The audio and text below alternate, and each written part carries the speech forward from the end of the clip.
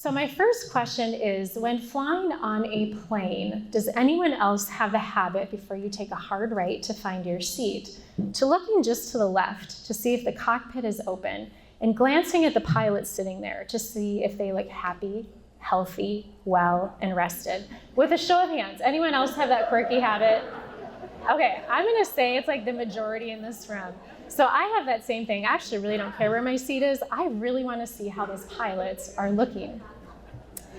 So let me ask you this. When flying on a plane, do you also have this habit of looking and being concerned if you see a pilot who looks unhappy? They look tired. They look like they haven't eaten in 12 hours. They look like they haven't taken a sip of water for 24 hours. And possibly, they might be looking like they have a frown on their face, possibly depressed. Maybe they're fidgeting, possibly anxious. Would anyone want to get on that plane with that pilot flying? Show of hands. Anybody want to get on that plane? No. Jill, you were thinking about it, and then you were like, no, I actually don't. Okay, I would highly recommend not getting on that plane, just so you know. Okay.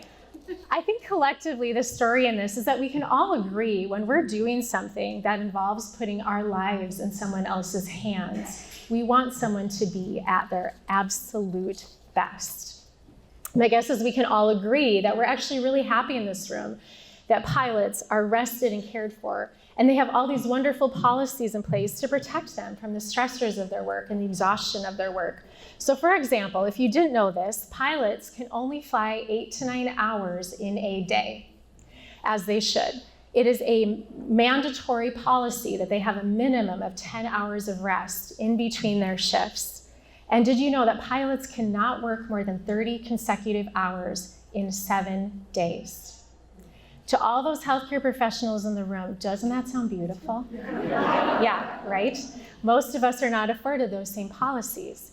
So healthcare professionals do not have the same protection amid being sleep deprived, dehydrated, overwhelmed, exhausted, feeling the weight of yesterday's trauma, and feeling like you're simply struggling to keep your head above water. And guess what? Healthcare professionals are making those same life and death decisions every day. And guess what they don't have that pilots have? We don't get an autopilot button. So let me just set the stage for this a little bit. In your lifetime, the odds of you dying due to an error on a plane crash are 1 in 11 million. In your lifetime, the odds of you dying from medical errors are 1 in 144. So my question to you is, should we start looking left to see who that healthcare professional is in that operating room, in that emergency room, in that intensive care unit, in that cardiac care unit, in all of the places that we take for granted where they are sitting and they are suffering in big ways? The hard part about this is the call to care does not erase the truth that healthcare professionals are human beings too, especially in the shadow of tragedy. And in healthcare, those crashes come 24/7, 365 days a year in the community that we're sitting in, across our state, across our country, and across our world. So remember a few minutes ago that pilot that no one raised their hand to want to fly on their plane, except for Jill thought about it for a minute, but she decided not a good idea. Let me tell you what those statistics are every time you put your hands in the hands of a healthcare professional. 50% of us are reporting one or more symptom of post-traumatic stress disorder.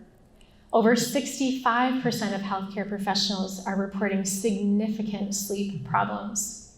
More than 20% of healthcare professionals are struggling with substance abuse disorders. More than 75% of nurses say they routinely miss their meals while working. And did you know this? Nurses have the highest suicide rate out of any profession in our country, followed only by a very close second to physicians. So just a moment ago in this room, everyone agreed they would never get on a plane with people with these kind of statistics. But yet, we will put our hands in those of healthcare professionals every day, having those same struggles and just walking away and ignoring them.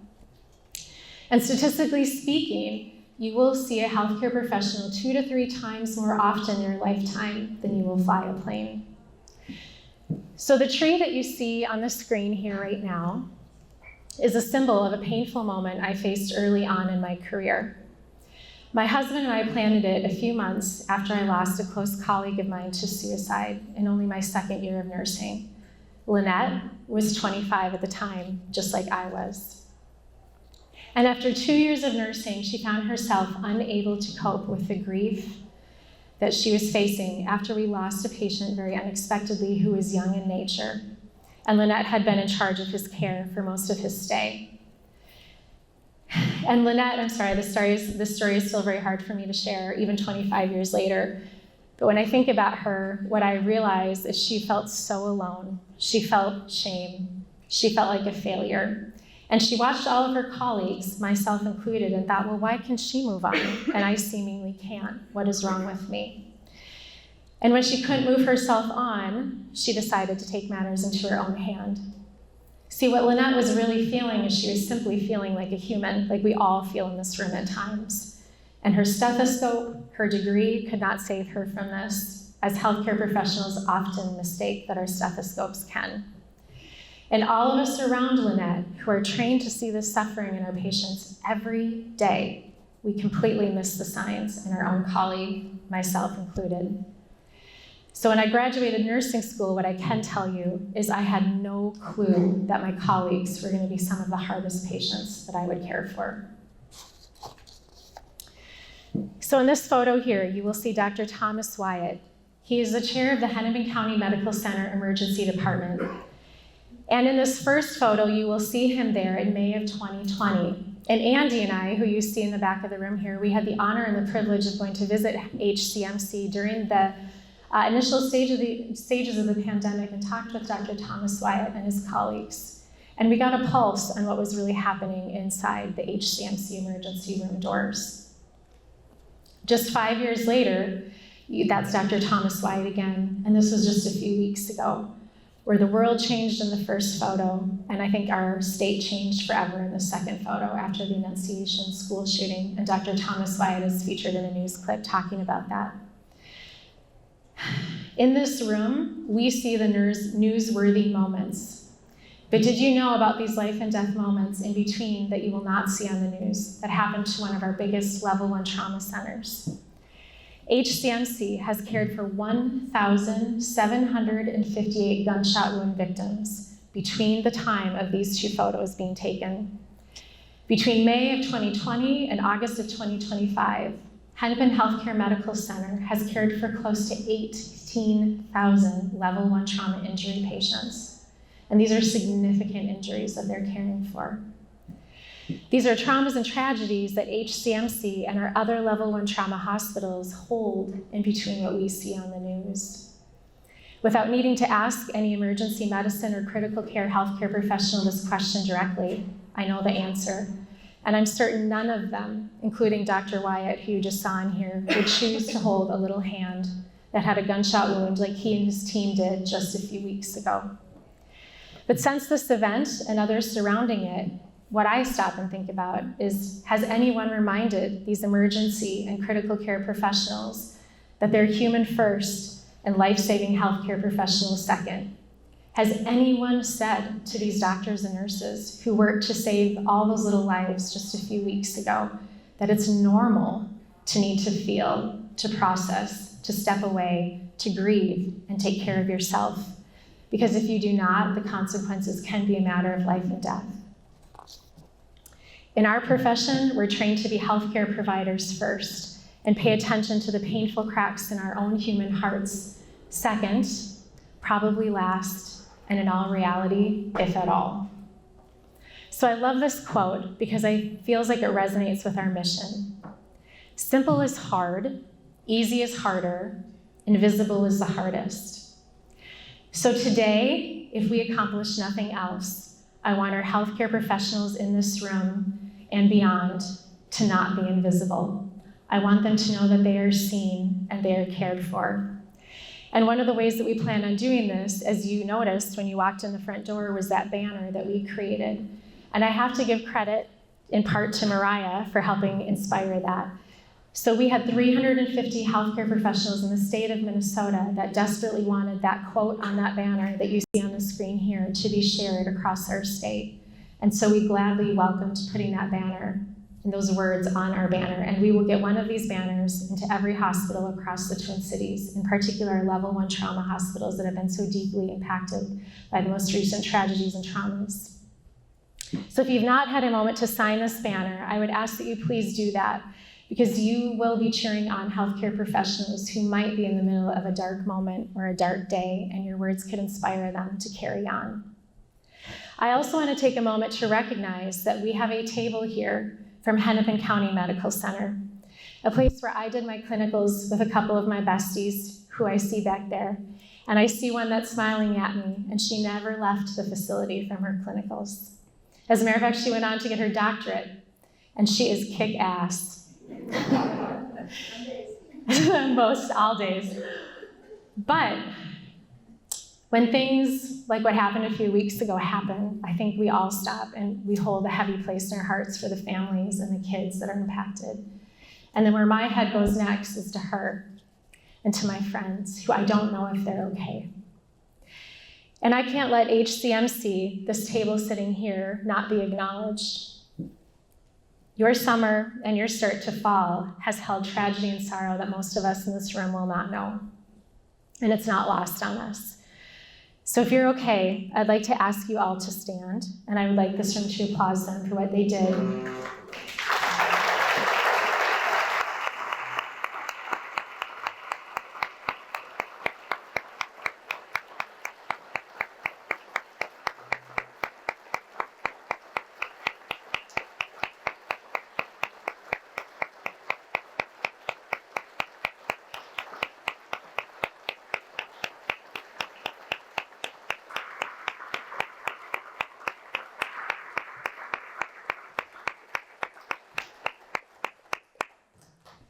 Heroes can look in a lot of different ways and take a lot of different forms, and you are my heroes because I have just enough of a glimpse to know what all of you received.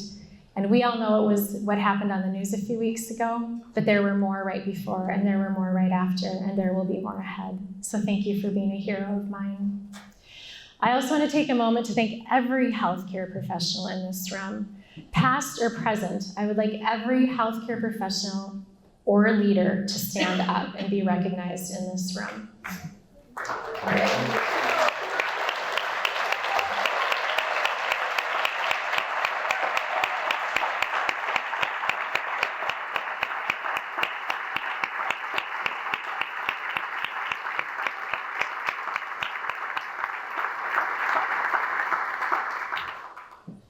You change lives every day, and I wish I could stand and be over your shoulder and cheer you on every day.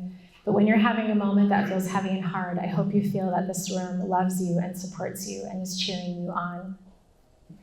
So in the first few years of building and launching WeCare nonprofit and our 4 different programs, we've already made a big impact on the lives of many healthcare professionals. But in all reality, as you just saw in this room of many healthcare professionals, we have so far to go. And looking around this room, I know we're just getting started. WeCare has 4 programs that healthcare professionals experiencing burnout, secondary trauma, compassion fatigue, or any symptoms of post-traumatic stress disorder can find support within. Our programs, different from many others, provide autonomy, agency, and a supportive and safe option for our healthcare professionals to take care of themselves with no hidden agenda. Our first is our WeCare Rest and Recovery Retreats, which you will see on the screen here. This is where we take healthcare professionals away from their high-stress environments and lead them to a restorative place where they can rest, reflect, and heal in a community of support. We also have our WeCare Conference. And before I go too far talking about the WeCare Conference, I first want to let you know that we acquired this conference from a brilliant nurse leader who's also in this room. Carrie Appleton and her co-founder Chris started this conference during the pandemic because they realized that our healthcare professionals were not okay. And last year they asked if we would be willing to take this conference on and continue to grow it and serve its mission. So this is a full-day conference for healthcare professionals to take care of themselves, a day that provides a big dose of self-care, appreciation and recognition, and support and education around topics like compassion fatigue and trauma recovery. We have our WeCare Holistic Medicine Group, which is a membership a community of integrative and holistic healthcare professionals that understand the unique challenges around caring for others while caring for yourself. And they bring new and innovative tools and therapies to the practice. Again, we acquired this group just last year from Dr. Bill Manahan and Dr. Carolyn Torkelson, who are also in this room, who I'd love to just recognize for a moment. If they are anywhere here, there they are, yes.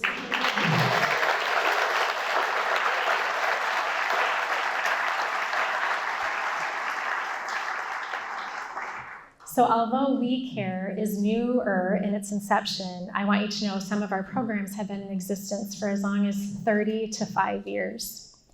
Our newest and most innovative program is our WeCare self-care boxes. These are boxes full of burnout relief tools and well-being education that healthcare professionals can use in the safety and comfort of their own home.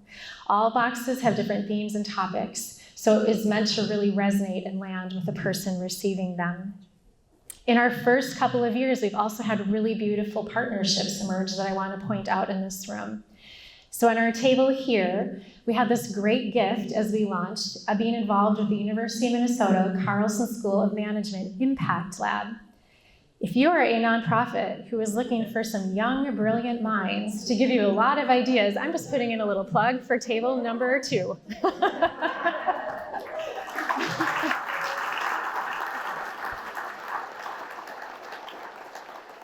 So 4 of the students, along with their professor Megan and Kate, who's involved in the Carlson School of Management, helped lead us to where we are today. They gave us innovative, young, brilliant ideas, which was truly an honor for our whole team, who I think filled like multiple notebooks of ideas, which you should probably patent.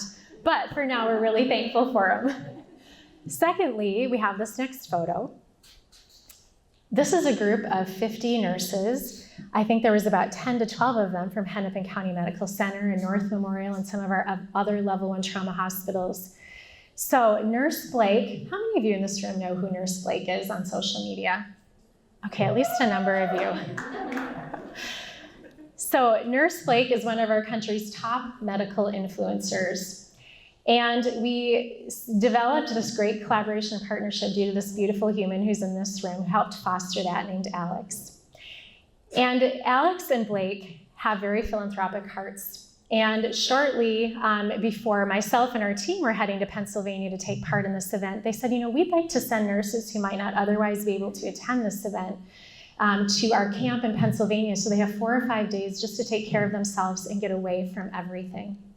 And so Blake and Alex and their entire team donated 50 plus spaces for us to in turn give to other hospitals in the Twin Cities so these nurses could get away and take care of themselves.